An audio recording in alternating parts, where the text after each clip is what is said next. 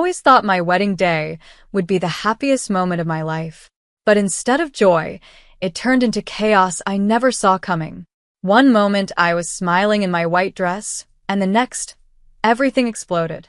My mother-in-law, with her cold words and fake tears, twisted my husband's mind right in front of me. And then he snapped. He yanked my hair, slapped me across the face, and shoved me so hard. My head slammed into the corner of the table. What happened after that was even more shocking. Hello, my name is Nina Carter, and I'm 28 years old. For as long as I could remember, I had dreamed of this day, my wedding day, believing it would mark the beginning of a joyful new life. The venue was decorated with soft lights, pastel roses, and the gentle sound of violins floating through the air. Guests laughed and clinked their glasses, the scent of fresh flowers mingling with the aroma of the evening feast. As I stood in my white gown, surrounded by people clapping and smiling, I felt like a fairy tale bride. I had chosen love, and I believed I was walking into something beautiful. Everything seemed perfect on the surface. My fiancé, now husband, Ethan Reynolds, was charming, well-spoken, and always knew how to make others feel comfortable. We had been together for 2 years, and I had thought we understood each other. I believed we were building something strong, something lasting. I smiled politely as guests came to greet me, complimenting my dress, my makeup, my glow. I nodded, responded with warmth, doing my best to absorb every joyful detail. Then, through all the laughter and soft music, I heard a voice that immediately turned my stomach. Nina, dear, the voice called, sweet on the surface but edged with something sharper, colder. Could you come here for a moment? I turned and saw Margaret Reynolds, Ethan's mother, standing a short distance away. She wore a tight smile, her arms crossed over her chest, her eyes scanning me with judgment. There was no warmth behind that smile, only calculation. Her tone wasn't a request, it was a demand. I hesitated briefly, then politely excused myself from a group of friends and walked toward her. The moment felt strange, but I told myself to stay calm. After all, this was my wedding day. I had every reason to be happy. But as I neared her, I could see something was off. Her back was straight as a board, her expression forced. Something dark was brewing beneath her pleasant exterior, and I was about to walk right into it. As I stood in front of Margaret, I offered her the same polite smile I had given every guest that evening. Is everything all right? I asked, keeping my voice calm, though a quiet tension had started to settle in my chest. I knew Margaret and I were never close, but I had tried my best to be respectful throughout our engagement. What she said next, however, caught me completely off guard. It's about the way you look at me, Nina, she began, her voice cool but dripping with blame. You think I haven't noticed? The way you sigh, the way you roll your eyes when I speak. I may be old, but I'm not blind.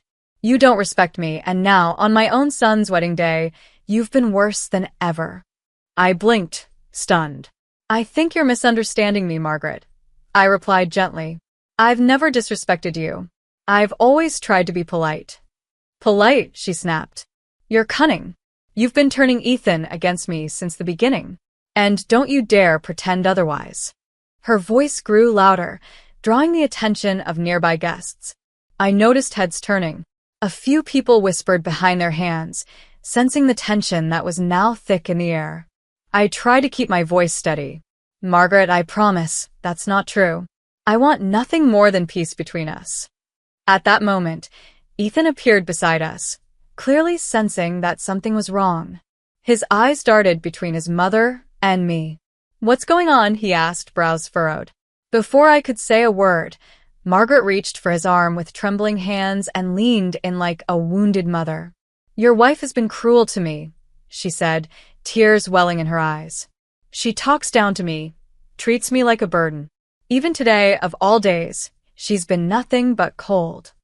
Ethan's expression shifted instantly, concern turning into disbelief, and then into something harder.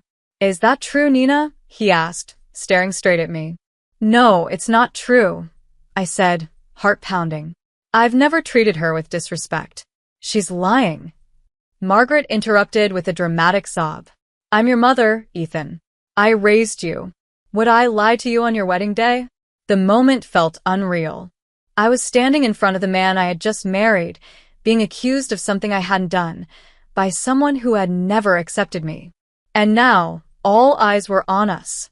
Ethan's jaw tightened as he stared at me, his breathing shallow and uneven. I could see the storm rising behind his eyes. For a brief second, I still believed he might choose to trust me, to stand by me and defuse this madness. But that hope shattered the moment he muttered, "You've been making a fool of me," under his breath. Before I could step back or even process what he meant, Ethan lunged forward and grabbed a handful of my hair, yanking it back with such force that I stumbled. A sharp cry escaped my mouth as pain shot through my scalp. Gasps erupted across the room. I saw shocked faces frozen mid-toast, a few guests dropping their glasses in horror. Then came the slap. His palm cracked hard across my cheek, the sound echoing through the silent room. My skin stung instantly, and my head snapped to the side. I barely had a moment to register what had happened before Ethan, eyes wild with fury, shoved me violently in front of everyone. My balance gave way, and I went crashing toward a nearby table. The corner of it slammed into the side of my head, and I collapsed to the floor, dazed and bleeding. I could feel warm blood trickling down from my scalp, my vision blurring, and my breath coming in short gasps. The room had gone silent, completely silent, except for the sounds of people gasping, screaming, and shuffling in shock. Someone shouted, "Call 911 now," and I vaguely heard footsteps rushing across the floor. A female voice cried out, "She's bleeding. Oh my God, she's bleeding." Everything around me felt distant, like I was watching it from underwater. My heart pounded, my cheek burned, and pain throbbed in my head. But even worse than all of that was the truth crashing over me. The man I had just married had not only humiliated me, he had attacked me in front of everyone. Within minutes, red and blue lights began flashing outside the venue. The police arrived, accompanied by paramedics. A crowd had gathered, but everyone moved aside as officers entered the hall. Ethan stood frozen, his chest heaving, face pale now that the reality of what he'd done had sunk in. Two officers approached him. "Sir, put your hands where we can see them," one said firmly. Ethan raised his hands slowly. "Wait, I didn't mean," he stammered, but it was too late. "You are under arrest for assault and domestic violence," the officer said as he handcuffed him. "You have the right to remain silent." Margaret tried to intervene. "This is a misunderstanding. She was provoking him," she cried, but the officers ignored her and separated her from Ethan. One of the paramedics knelt beside me, gently checking my wound as another officer asked me questions and took witness statements from guests. As I was lifted onto the stretcher, I could barely speak. But inside, something had shifted. The fairy tale had ended, violently and publicly, but the truth was finally visible to everyone. The ambulance ride felt like a blur, filled with sirens, flashing lights, and the steady voice of a paramedic asking me to stay awake. My head throbbed painfully, and every jolt of the vehicle sent fresh waves of nausea rolling through me. I was too weak to speak, but I held on, not just for my physical survival, but because something inside me refused to let this be the end of my story. At the hospital, the emergency team moved quickly. I was given pain medication, and the bleeding on the side of my head was cleaned and treated. The doctor confirmed it was a deep laceration and a mild concussion. They ran a scan to rule out internal damage, and thankfully, it came back clear. But I would need a few days of rest and close observation. The staff was kind and gentle, though I could see the concern in their eyes as they reviewed my chart labeled domestic assault.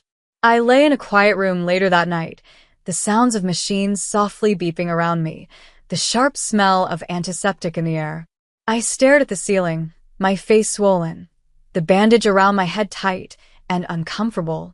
I replayed the moment over and over.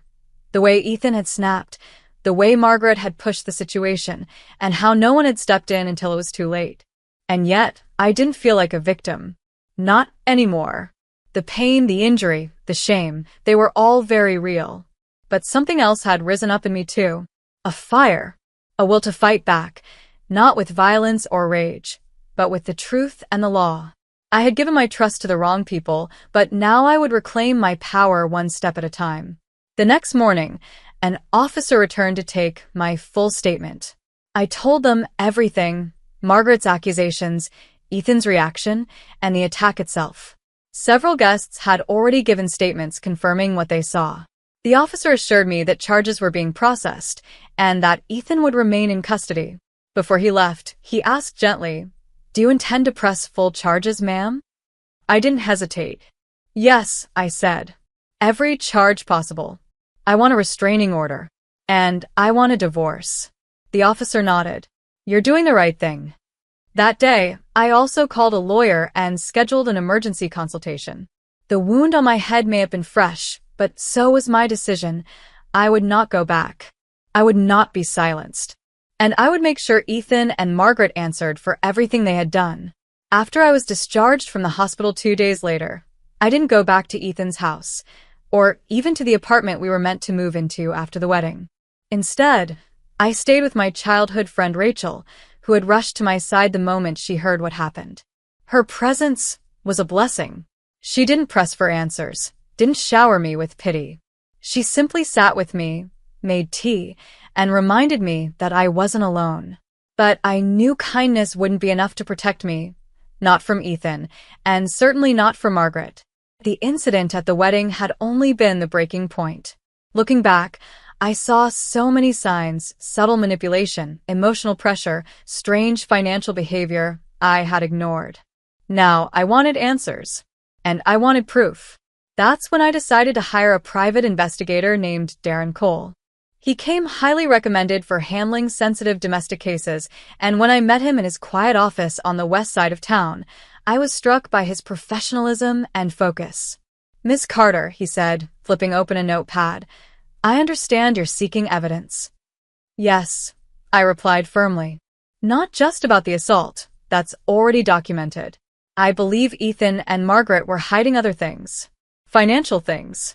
I think she controls his business accounts, and there were transactions I never understood. I want everything. Any emotional abuse. Any financial manipulation. Any illegal activity. If it exists, I want it uncovered." Darren nodded. "Understood. We'll begin with background checks, surveillance, and bank tracing. I'll also gather character reports from people they've worked with, or fired, or fought with. If there's something there, we'll find it." While Darren got to work on his end, I started collecting my own evidence too. I went through my emails, text messages, voicemails, anything that could support the claim that what happened at the wedding wasn't an isolated event. I forwarded it all to my lawyer and copied it to Darren as well. Rachel helped me organize files and digital folders, and as the days passed, I could feel the fear inside me shrinking. In its place grew a sense of purpose. I wasn't going to just recover, I was going to expose them. Over the next 2 weeks, Darren worked quietly but efficiently. He checked in with me regularly, sending updates that made my stomach twist each time I read them. The more he uncovered, the more I realized how little I truly knew about Ethan and the world Margaret had built around him. One evening, I sat with Rachel at her kitchen table, laptop open, as we reviewed the latest findings Darren had sent. "Look at this," I said, pointing to the screen. Multiple large transfers from Ethan's personal business account to a shell company, registered under a fake name, but the address traces back to a property owned by Margaret. Rachel leaned in, her eyes wide. "She's laundering money." I nodded. "And she's using Ethan to do it." Darren's report also included interviews with 2 former employees of Ethan's company. Both had been let go under questionable circumstances. They described Margaret as controlling, aggressive, and dangerously manipulative. She had access to Ethan's financial systems and often authorized payments without his team's knowledge. One employee even said he suspected tax fraud but was too afraid to speak out at the time.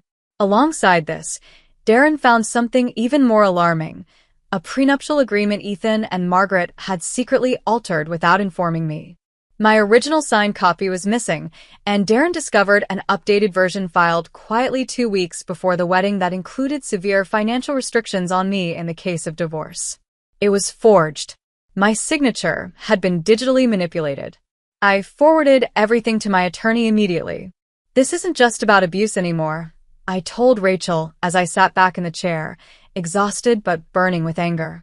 They've committed fraud, deception, and they were planning to trap me financially even if Ethan hadn't hit me. Rachel placed a hand on mine. You've already survived the worst of it, Nina. Now, it's about showing the world who they really are. I stared at the stack of printed documents and digital files. It was all there. The abuse, the manipulation, the lies, the crime. All I had to do now was bring it into the light. The day I decided to expose everything wasn't random, it was strategic. I invited family members, friends, former coworkers, and even a few journalists I knew through Rachel's media contacts. The event was framed as a personal announcement, held in a private rented hall downtown. Most people assumed it was about healing or perhaps charity work after the wedding scandal. No one was prepared for what I was about to reveal. The room was buzzing with curiosity as people took their seats. Margaret arrived with her usual fake grace, dressed like she was attending a fundraiser, greeting guests with carefully practiced warmth. Ethan wasn't far behind, his expression uneasy, though he tried to hide it behind a polite smile. They still believed they had control over the narrative. That was about to change. I walked to the front, dressed simply but confidently, and looked out over the audience. My heart raced, but my voice was calm. Thank you all for coming, I began. I know there's been a lot of speculation about what happened at my wedding. Today, I'm here to share the truth, not just about that day, but about what led up to it and what I discovered afterward. Margaret's smile faltered. I was physically assaulted by Ethan Reynolds on our wedding day. Many of you witnessed it. What you didn't see was the full story. Years of emotional manipulation, hidden financial fraud, and a calculated plan to trap me through forged legal documents. Gasps rippled through the room. I continued. What I'm about to show you is not opinion. It is documented evidence, recorded conversations, text messages, forged contracts, and financial transfers that prove Ethan and Margaret's involvement in illegal activity and abuse. I turned and gave a signal. A large screen behind me lit up, displaying emails and bank transactions. The room fell completely silent. An audio recording began to play. Ethan's voice, mocking and cruel, dismissing me and laughing with Margaret about how she won't see it coming. Then, images of the forged prenuptial agreement appeared, side by side with the authentic one Darren had recovered from my original paperwork. Margaret stood up, her voice shaking. This is slander. You have no right. I have every right. I cut in sharply. And everything you see here has been shared with law enforcement. There are multiple criminal investigations already in motion. Ethan looked like he'd been punched in the gut. The guests were in shock. Some stared at them in disbelief. Others turned away in disgust. This isn't just my story, I concluded. It's the story of anyone who has ever been deceived, silenced, or attacked behind closed doors. I won't be a victim. I won't be quiet. And I won't stop until justice is done. The crowd slowly began to applaud. First a few, then nearly everyone. Cameras flashed. Reporters took notes. Margaret tried to leave, but two detectives, who had arrived discreetly, approached her at the door and asked her to stay for questioning. I stood tall, unshaken. I had ripped off the mask they wore for the world, and there was no turning back. A month later, I found myself sitting in a courtroom, this time not as a bride, not as a victim, but as a woman determined to take back her life. The air inside was cold, sterile, and filled with tension. On one side of the room sat Ethan and Margaret, both looking far from the powerful, polished figures they once were. Ethan's jaw was clenched, his eyes empty. Margaret looked visibly aged, her usual poise replaced with fear and agitation. My lawyer, Ms. Harper, sat beside me, calm and composed, a thick binder of evidence open on the desk between us. We were prepared. We had documentation, digital records, video clips, and witness testimonies. Darren's investigation had left no stone unturned. Your Honor, Ms. Harper began with a steady voice, this is not just a divorce case. What we present today is a detailed account of abuse, emotional, physical, financial, and criminal misconduct. We're seeking a complete divorce, full legal protection for my client, and formal charges for assault, fraud, and forgery. The judge listened attentively, nodding slightly. The prosecution began with the most visible crime, the assault at the wedding. Several guests, including Rachel, were called to testify. They spoke clearly about what they saw, how Ethan pulled my hair, slapped me, and pushed me into the table, resulting in a head injury that required emergency treatment.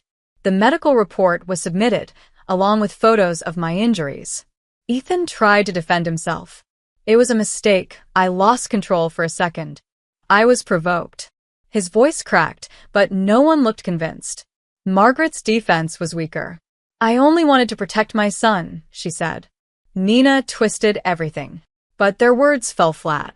My lawyer presented financial records showing Margaret's access to Ethan's accounts, unusual money transfers, and the forged prenuptial agreement that had been digitally altered. A forensic specialist confirmed the signature was manipulated. When it was my turn to speak, I stood with my heart steady and gaze firm. Your Honor, I came into this marriage believing I was building a life with someone I loved. Instead, I was betrayed, abused, and nearly trapped in a web of lies. What happened on our wedding day was not the beginning, it was the final blow. But I survived it. And I am here not for pity, but for justice. There was a silence in the courtroom as I finished. Ms. Harper made the final statement. Given the overwhelming evidence, we ask this court to deliver a ruling that not only grants Ms. Carter a divorce, but also holds Mr. Reynolds and Mrs. Reynolds fully accountable for their actions under the law. The courtroom was completely still as the judge looked over the final stack of documents. Her expression was unreadable, but her eyes held a weight that filled the room with anticipation. I held my breath. I could feel Rachel's hand gently resting on my shoulder for support, but I kept my gaze locked on the judge, determined not to show fear. After a long pause, the judge spoke clearly and firmly. In light of the extensive and credible evidence presented, the court grants the petitioner, Ms. Nina Carter, a full and immediate divorce from Mr. Ethan Reynolds. I closed my eyes for a brief second and exhaled. It was done.